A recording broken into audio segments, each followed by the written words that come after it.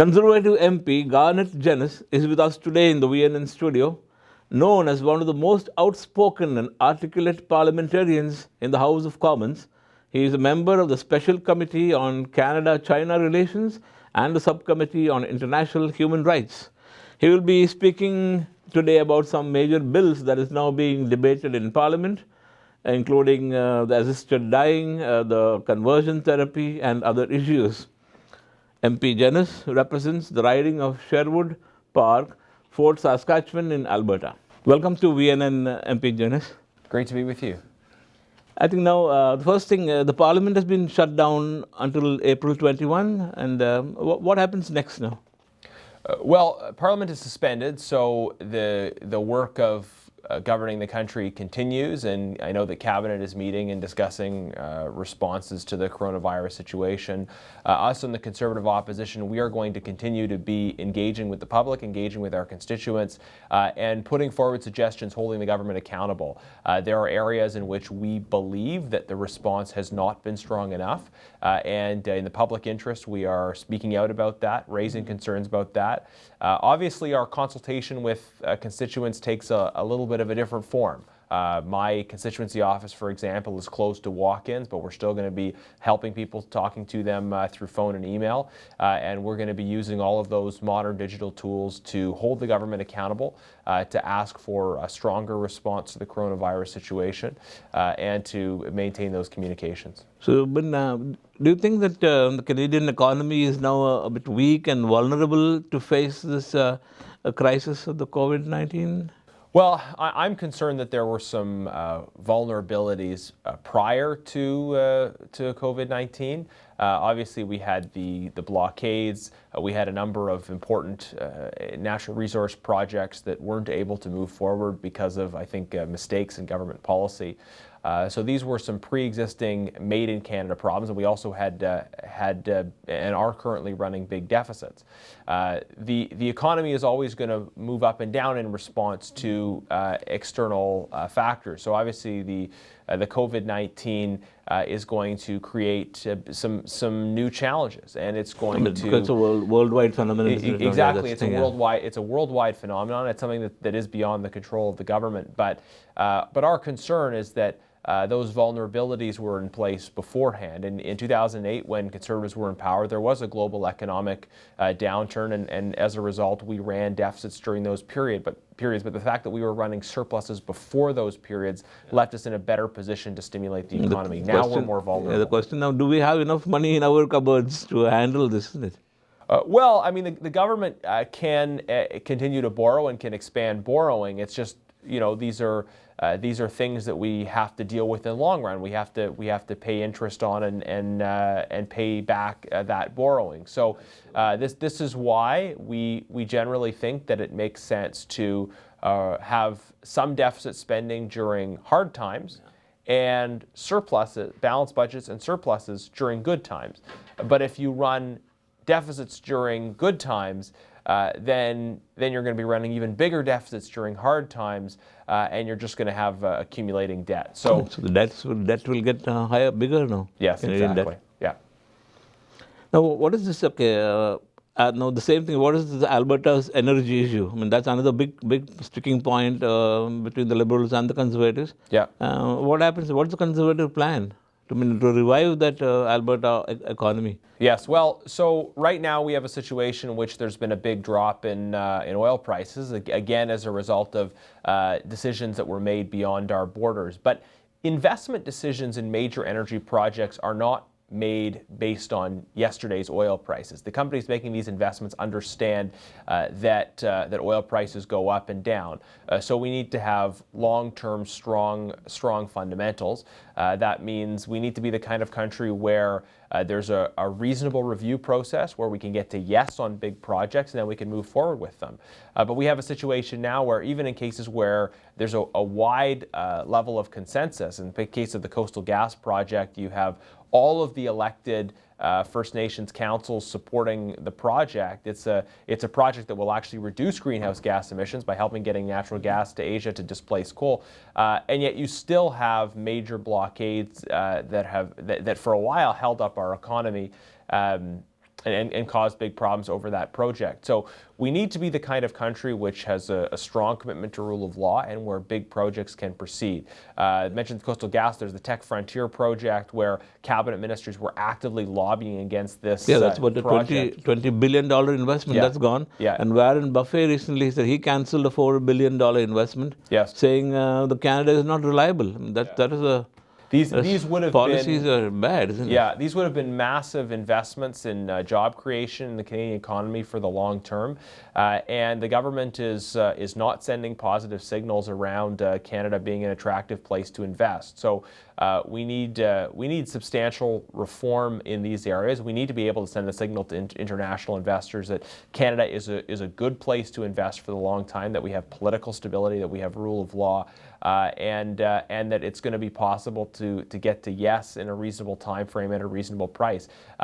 This is critical for the economy of the whole country, that we be a country where big projects, big investments can get made and can get built.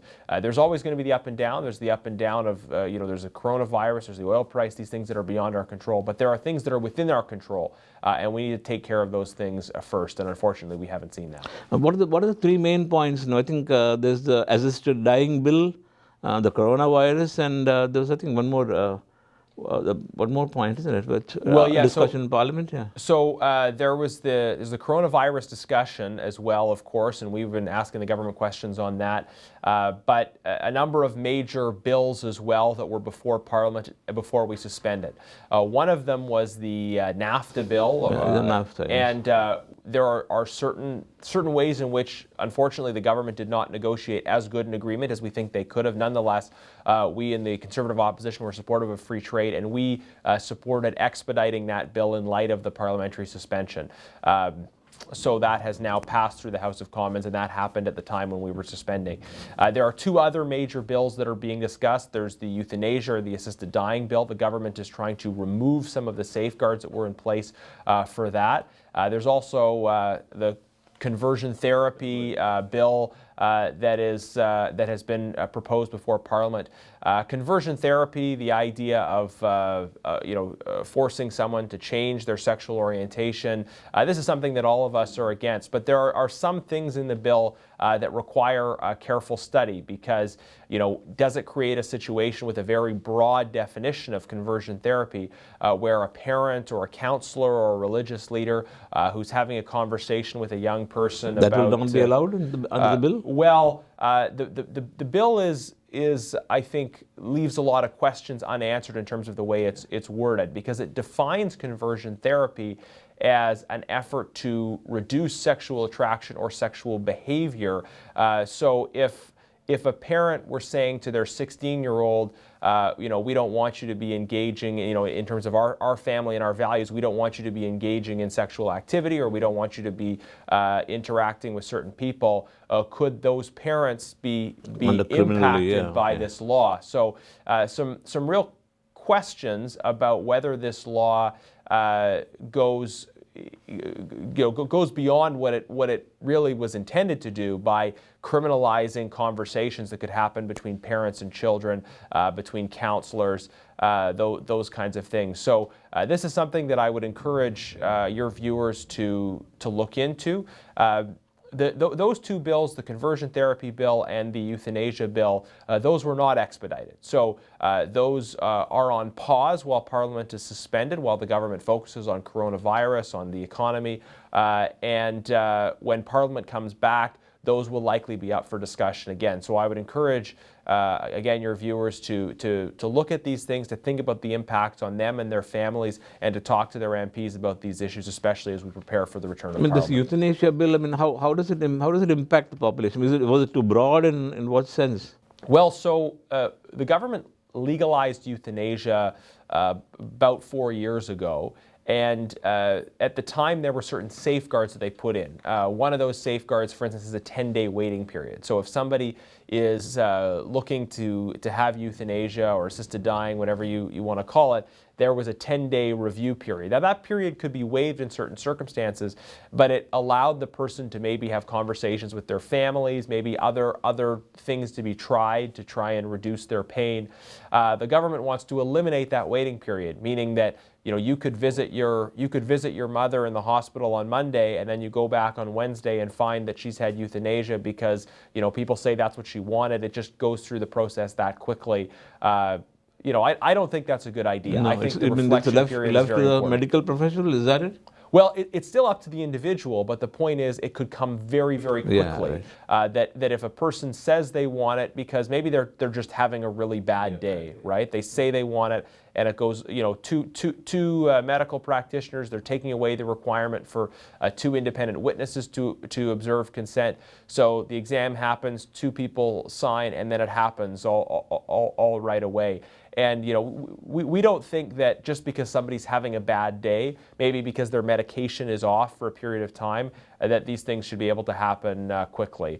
There is a mechanism already to waive that 10-day reflection period, but we think generally as a default, the 10-day reflection period makes sense. I think that's a good idea, yeah. I mean, the Conservative Party leadership, I think the first Toronto debate takes place on April 17th. Yes. Have the list of leaders, candidates have been finalized? No, it hasn't been finalized, so there's a few different thresholds that each candidate has to go through. So I'm not... I think 2 of them have been verified Yes. verified candidates. And So Aaron O'Toole and Peter MacKay are the candidates people are probably hearing the most about, and those 2 have gone through all of the hoops that they have to jump through, so to speak. And then there are 6 more, yeah. Yes, there are others that are there. Certainly Leslyn Lewis and Marilyn Gladue are 2 of the candidates who I'm quite confident will get to that stage if they haven't already, that they'll get there very shortly. And then there's other lesser-known candidates that we'll see.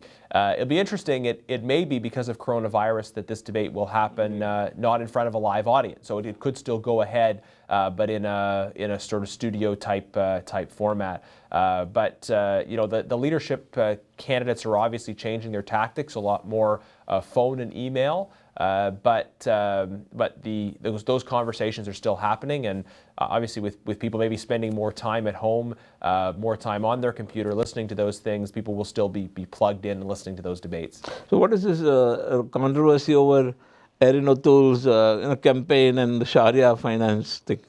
Some talk going on about that. Well, so this is an important issue to address, I think, because basically one of the very minor candidates sent out a very negative email about casting these aspersions against a person who's a member of Aaron's campaign team, and this particular individual, he's a Muslim gentleman who is very well respected within the Conservative Party, yes, and within the wider community. So you had basically this one relatively fringe candidate that was putting out these false negative messages about this member of Aaron's campaign team. And immediately those comments were condemned by, for instance, Premier Doug Ford took to Twitter to really recognize that this individual on Aaron's campaign team was well respected in conservative circles. And Aaron was very clear in terms of not wanting to allow anything like Sharia law here in Canada. He was very, very clear about that.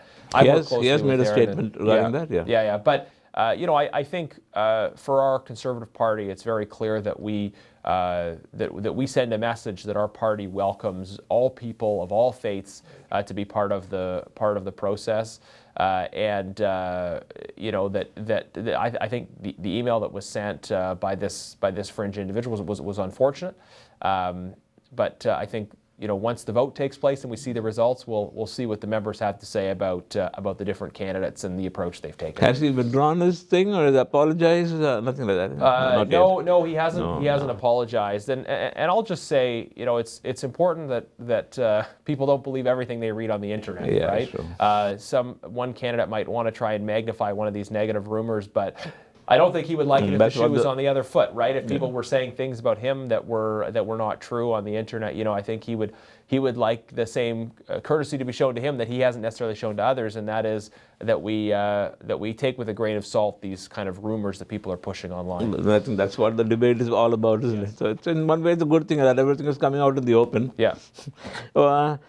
Until when do you think this minority government will last? I mean, will there be an election in the next year or so? What do you think? Well, I have a lot of concerns about a great deal of what the government is doing. And it's unlikely that conservatives would support the government in major confidence votes. We have a big disagreement, for instance, about how they're handling the economy, about the big deficit spending, about their focus on corporate welfare instead of on helping everyday Canadians.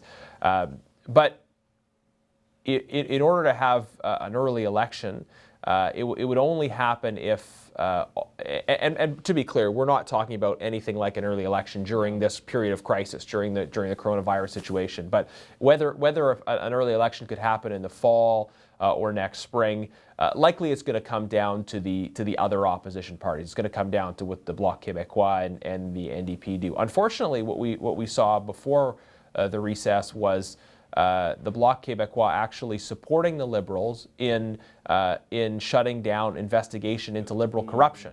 So there's the big SNC-Lavalin scandal, and Conservatives had hoped that in a minority parliament we'd be able to actually do a little more to get to the bottom of it, because Liberal-dominated committees in the last parliament had shut down those investigations. But the Bloc Québécois is teaming up with the Liberals to... Why is that? I don't understand. Well, we're asking the question: what did the Liberal government give them in exchange for that? So we're gonna keep asking that question. The Bloc should not be complicit in this liberal corruption. I think people voted for them expecting that they were getting something different from the Liberals, not that they were getting essentially an extension of the Liberal government caucus. And it's one thing to agree from time to time, and I think all parties should agree from time to time when they can, but to be participating in this effort to block investigation into Liberal government corruption, it's really unbelievable. And so NDP, of course, has said that it will have no truck with the Conservative Party, on any issues, I think. Well, so with the NDP, we have big differences on economic issues, right? They're very much a higher taxes, higher government spending type of party. I'm very involved, though, in the Canada-China Committee, and one area where I think we have seen more cooperation with the NDP are on certain international human rights issues, especially vis-a-vis China. The Liberal government has been quite naive in terms of our relationship with China, not recognizing some of the security and other risks. We were able to create the Canada-China Committee in the first place because a Conservative motion to create that was passed with the support of the Bloc and the NDP, in spite of the opposition of the Liberals. So have you discussed some cooperation, but a lot of differences. Have you discussed the Huawei issue in the committee? Yes, so it's been brought up. So far, the committee has heard from ambassadors and academics, so as well as public servants. So it's been more general. Soon we will delve. Soon may be relative depending on what happens with the Parliament, but at a certain point when Parliament resumes, we will delve more into some specific issues. Huawei, infiltration in general, security questions, human rights, and other issues. So those things will come. So far, so we have discussed Huawei, but it's been more general studies up to this point. And you are also you're the Deputy Shadow Foreign Minister? I'm the Shadow Minister for Canada-China relations. I work closely with our lead foreign affairs person, but it's my job, in addition to the multiculturalism work I do, to really drill down on the Canada-China relationship. It's a critical question for us in terms of how we relate to China's growing global ambitions, and the implications that it has for the world. The One Belt, One Road initiative. Some of your viewers will be familiar with the sort of lopsided port deal in Sri Lanka, where the government of China essentially took control of vital port. Djibouti, now in Mombasa, and many places. Exactly, yes. yeah. So many things we need to reflect on, but also the impact directly here in Canada. When we have, it came out at the committee, our universities in Canada very potentially exposed to Chinese influence because of their reliance on sources of revenue that come from China. So these are issues that require real thoughtfulness and sensitivity. What's a Conservative Party? I mean, how on the relationship with India? Yes. What's going on there? Is there a caucus? Well, we're watching developments in India, and conservatives have always Traditionally been very close that way. Well, we've emphasized that engagement with India is Yeah. very, very important. India is obviously a democracy, and we share many things in common. We need to have strong dialogue as well about issues of human rights and issues of pluralism. The situation in Delhi and some concerns about the situation of minorities. These are conversations that we're continuing to have, encouraging the Indian government to take steps to protect pluralism and human rights. And we recently had the Foreign Affairs Minister before the committee, the Foreign Affairs Committee, and I asked him some direct questions about how Canada is relating to India in light of these events. We need to prioritize pluralism and human rights in all of our interactions, but we do that, I think, especially in the case of India, through engagement, through dialogue, and through establishing those connections. We can have a strong relationship, and we can speak forthrightly about our values. Yeah, thank you, Mr. MP Genuis, and I think we had a good discussion on various issues. Is there anything else you would like to talk to us about? Well, I wish everyone the best as they think about how to engage Handle with the this virus situation. Yeah, most of the people who get the virus will get well, but the precautions we take, yes, they may be for us, but really they're for other people as well. So we come together, we take precautions, recognizing that that not everybody who gets the virus will be okay, so that we can protect other people as well by doing those important things: hand washing, social distancing, and in the opposition, we're going to continue to call on the government to take stronger measures to address this. There's a leadership role that all of us need to take, but the government needs to take a leadership role as well in ensuring that the response is strong and is proportionate to the challenges that we and other countries are facing. Thank you, MP Genuis. Thanks a lot for being with VNN today. Anyway, we will be continuing this interview discussion series and talk about other various issues in the coming days. And keep watching VNN.